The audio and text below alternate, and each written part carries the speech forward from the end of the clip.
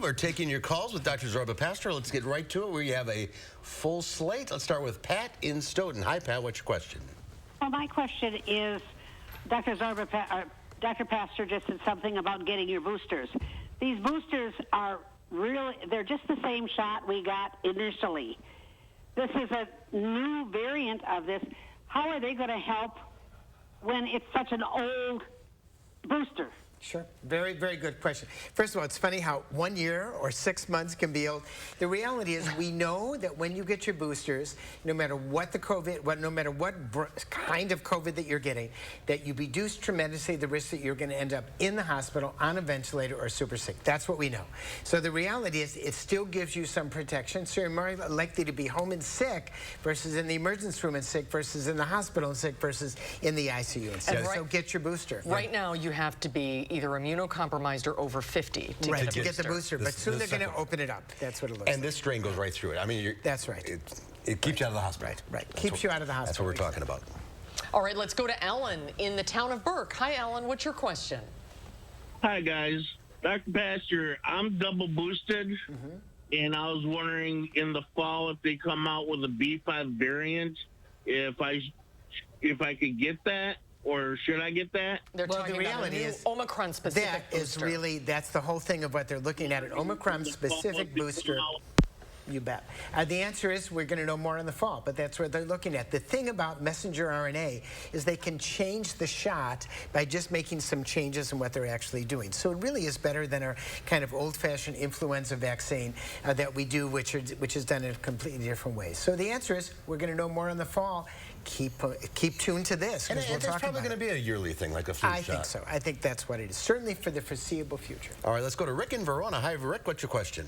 Hi, Zorba. When is it safe to go back to an outdoor pool after having COVID? Well, the issue is day 0 is the first day you have COVID or are positive on a COVID test. And after day 0, it's 1, 2, 3, 4, 5 days. So, and then you count back after that. If you're no longer sick, you can go back in a pool and do whatever you want to.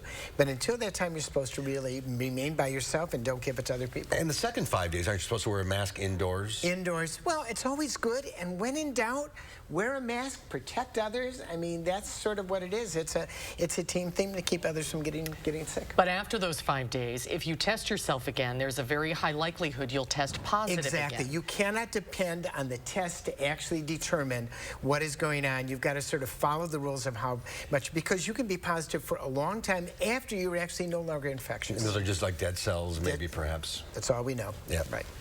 Okay, let's go to Sheila in Madison. Hi, Sheila. What's your question? Yes, hi. My question is, I'm 76 years old.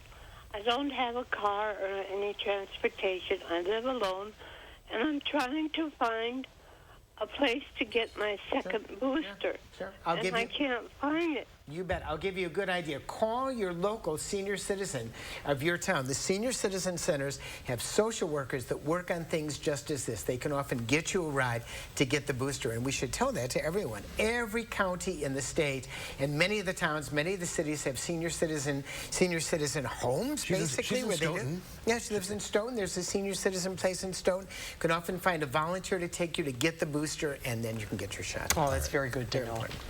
All right, let's go to John in Verona. Hi, John. Hi. Hi, what's your question? I've heard that there's increased death as a result of the vaccination for COVID. That's wrong. That's fake. That's exactly the wrong kind of stuff that is spread by people who are not good over the web and saying, yeah, get a shot and then you're going to die. It's 100% wrong. It's absolutely the wrong type of stuff. So what you heard was a lie. And there's a lot of misinformation out there. Oh, tremendously. Well, that's why we do this on the news. We want to give people good information because I know it's hard to believe, but everything you see on the web is not real. What? Stop the presses. Let's go to Pat in Madison. No, Pat, are you there? Hi, Pat, are you there? Yes. Go ahead. Yeah, I'm just kind of asking, if I haven't been vaccinated yet, should I get vaccinated this fall with this new variant coming out? You should definitely get vaccinated. If you haven't been vaccinated yet, get vaccinated, because it is going to protect you from getting into the hospital no matter what the variant is. We know that. The 2 shots drop the risk of hospitalization by a factor of 10, tremendously dropped. Just the 2 shots, even without the boosters. And if So you the test, answer- if you test So positive, I've had- how long until you see symptoms? How long So until I- you see symptoms? May just be a day, maybe 2 days. Hard to say. 3 to 14, I've It read. may be 3, maybe a long time. Could be a long time. All right. Here we are 2.5 years later, still talking about COVID. And John, sorry we cut you off there. We're out of time. Yeah, we apologize for that. All right. We're running tight for time. Thank you, Zorba. Thank you all for calling in. Zorba, great to see you. Great to see you. Final check of your forecast coming up.